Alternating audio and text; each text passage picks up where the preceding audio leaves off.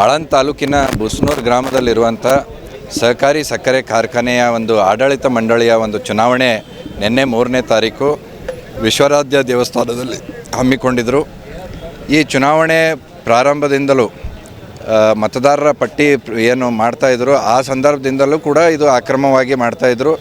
ನಾವು ಸಕ್ಕರೆ ಕಾರ್ಖಾನೆಯ ಒಂದು MD ಅವರಿಗೆ ಒಂದು ಪತ್ರ ಕೊಟ್ಟು ಎಲ್ಲ ಏನು ಅರ್ಹ ಮತದಾರರ ಅವರಿಗೆ ಎಲ್ಲರಿಗೆ ಮತದಾನದ ಹಕ್ಕು ಕೊಡಬೇಕು, ಯಾರ್ಯಾರು ದುಡ್ಡು ಕಟ್ಟಿದ್ದಾರೆ ಅವರಿಗೆಲ್ಲ ಕೊಡಬೇಕು ಅಂತಂದು ಹೇಳಿದ್ರು ಕೂಡ ಅವರು ತಮ್ಮ ಏನು ಕಾಂಗ್ರೆಸ್ ಶಾಸಕ BR ಪಾಟೀಲ್ ಅವರ ಒತ್ತಡಕ್ಕೆ ಮಣಿದು ಅವರಿಗೆ ಅವ್ರ ಪ್ಯಾನಲಿಗೆ ಅನುಕೂಲ ಆಗುವಂಥ ಮತದಾರರು ಮಾತ್ರ ರಿನ್ವಾಲ್ ಮಾಡಿ ನಮ್ಮ ಒಂದು ಬೆಂಬಲಿತ ಒಂದು ಮತದಾರರದು ಡಿಲೀಟ್ ಮಾಡಿ ಒಂದು ಅಕ್ರಮವಾಗಿ ಒಂದು ಮತದಾರರ ಪಟ್ಟಿ ಕೂಡ ತಯಾರು ಮಾಡಿ ಮತ್ತು ಆ ಕೊನೆ ದಿನಾಂಕ ಏನು ಮತದಾರರ ಪಟ್ಟಿ ಸೇರ್ಪಡೆ ಮಾಡುವಂಥದ್ದು ದಿನಾಂಕ ಇತ್ತು.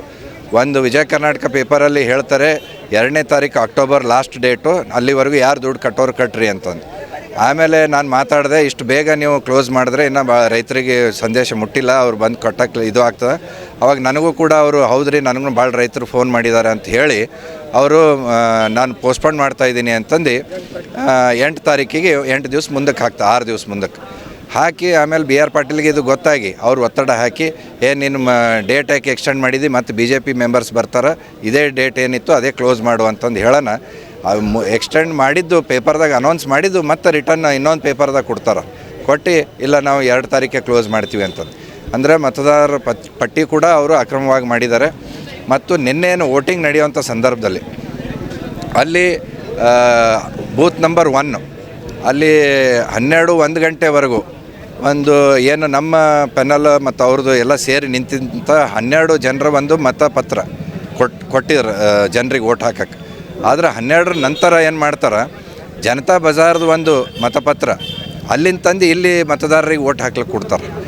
ಅದು ಗೊತ್ತಾಗಿ ನಾವು ಪ್ರಶ್ನೆ ಮಾಡಿದಾಗ ರೈತರು ಅಲ್ಲಿ ಮತದಾರರು ಪ್ರಶ್ನೆ ಮಾಡಿದಾಗ ಏನು ಮಿಸ್ಟೇಕ್ ಆಗಿರಬೇಕು, ಇದೊಂದು ಚೇಂಜ್ ಮಾಡಿ ಕೊಡ್ತೀವಿ ಅಂತಂದು ನಮ್ಮ ರೈತರಿಗೆ ಬೈದು ಹೊಡೆದು ಹೆದರಿಸಿ ಇದು ಮಾಡಿದಾಗ ನಾವು ಎಲ್ಲ ರೈತರು ಸೇರಿ ಅಲ್ಲಿ ಪ್ರತಿಭಟನೆ ಮಾಡಿ ರಸ್ತಾ ರೋಕೋ ಮಾಡಿ ಇದು ಚುನಾವಣೆ ಮತ್ತೆ ನಡಿಬೇಕು ಅಂತಂದು ಒತ್ತಾಯ ಮಾಡಿದಾಗ ಚುನಾವಣೆ ಮುಂದಕ್ಕೆ ಹಾಕ್ಯಾರ. ಅದಕ್ಕೆ ನಾವು ಇವತ್ತು ಮತ್ತೆ DC ಅವರಿಗೆ ಮೆಮೊರಾಂಡಮ್ ಕೊಟ್ಟಿದ್ದೀವಿ. ಇದು ಮತಪತ್ರ ಅಲ್ಲಿ ಬಂತು ಹೆಂಗೆ, ಜನತಾ ಬಜಾರ್ದು ಅಲ್ಲಿ ಬರೋಂಥದ್ದು ಇದನ್ನೇ ಬರಲ್ಲ, ಪ್ರಶ್ನೆನೇ ಬರಲ್ಲ.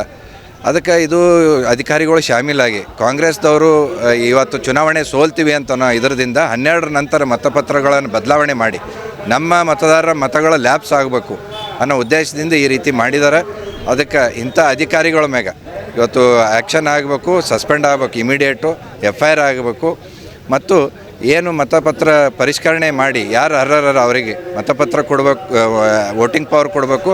ಅದು ಕೊಟ್ಟ ಬಳಕ ನೆಕ್ಸ್ಟು ಎಲೆಕ್ಷನ್ ಡೇಟು ರೂಲ್ಸ್ ಪ್ರಕಾರ ಕಟ್ಟುನಿಟ್ಟಿನ ಒಂದು ಚುನಾವಣೆ ನಡೆಸಬೇಕು ಅಂತ. ಅಲ್ಲಿ MD ಮತ್ತು ಚುನಾವಣೆ ಆಫೀಸರ್ ಪ್ರಮೋದ್ ಮನ್ನಣ್ಣ ಅಂತಂದು, MD ಸಂಜೀವ್ ಕಪೂರ್ ಮತ್ತು ರಿಟರ್ನಿಂಗ್ ಆಫೀಸರ್ ಪ್ರಮೋದ್ ಮನ್ನಣ್ಣ.